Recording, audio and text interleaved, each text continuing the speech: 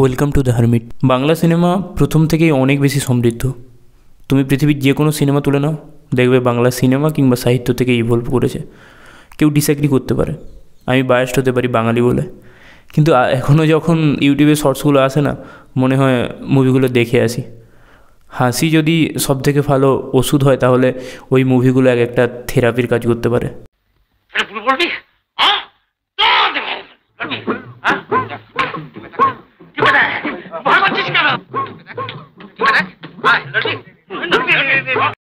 জমালয় জীবন্ত মানুষ, আমার মনে হয় না কোনো বাঙালি এরম আছে যে এই মুভিটার নাম শোনেনি। যদি না শুনে থাকো ভাই, একবার গিয়ে এই মুভিটা দেখতে পারো, মুড ভালো করে দেবে। তো গল্পটা এরম যে হিন্দু ধর্মের রীতি অনুযায়ী মানুষ মারা যাওয়ার পর যমলোকে যায়, কিন্তু এই সিনেমার মেন ক্যারেক্টার মারা যাওয়ার আগেই যমলোকে চলে যায়। তারপর তার জীবনে কী কী ঘটে সেটা নিয়েই মুভিটা। চমৎকার বিচারের পদ্ধতি তো। দোষ করুক বা নাই করুক, ঘাপ করে অ্যারেস্ট তো কর, জেলে তো পচুক, তারপর বিচারে দোষী সাব্যস্ত না হলে একটু দুঃখ প্রকাশ করে ছেড়ে দেবো। বেড়ে চালাচ্ছেন স্যার। আসিতে আসিও না, এগেন ভানু বন্দ্যোপাধ্যায়েরই একটা মুভি। এটাও একটা অন্য কনসেপ্টের গল্প। আমি জানি না এদের মাথায় এরম কনসেপ্ট কোথা থেকে আসতো।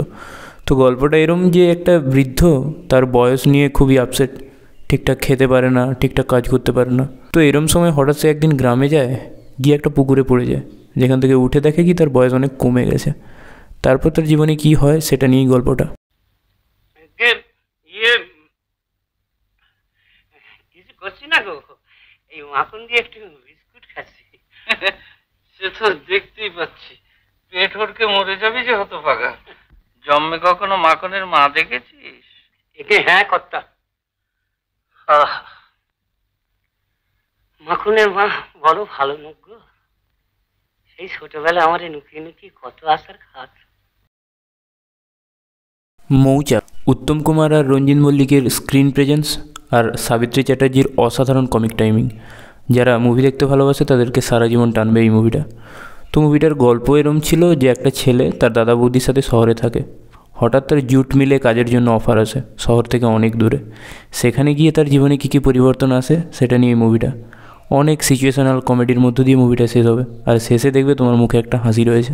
বৌদি, দাদা প্যাকেট থেকে একটা সিগারেট ম্যানেজ করে দাও প্লিজ। বৌদি, না খেলে কি হয়? ও সে তুমি বুঝবে। আমার বাবা দাদারা তো খায় না। না, তারা তো সব ভগবান। কেঁচো খুঁড়তে কেউটে, এটা সাদা কালো দিনের সিনেমা নয়, কিন্তু এটা ডেফিনেটলি তোমাকে হাসতে বাধ্য করবে। তো গল্পটা এরম ছিল যে একটা মেয়ে এরম একটা সিচুয়েশানে পড়ে যেখানে তার দাদুর সম্পত্তি পেতে গেলে তাকে বিয়ে করতে হবে। সে বিয়ে করতে চায় না, কিন্তু সম্পত্তি পেতে চায়। প্ল্যান করে একটা ছেলেকে ধরে আনে আর তার সাথে কন্ট্রাক্টে কিছুদিন হাজব্যান্ড ওয়াইফ হয়ে থাকে। সেই সময়কালটা তাদের বাড়িতে কী কী সিন ক্রিয়েট হয় সেটা নিয়ে মুভিটা। আমি শক্ত করি নিজের কান দুটি ধরতেছি, তুমি আমার পেন্টুলুন ধরো।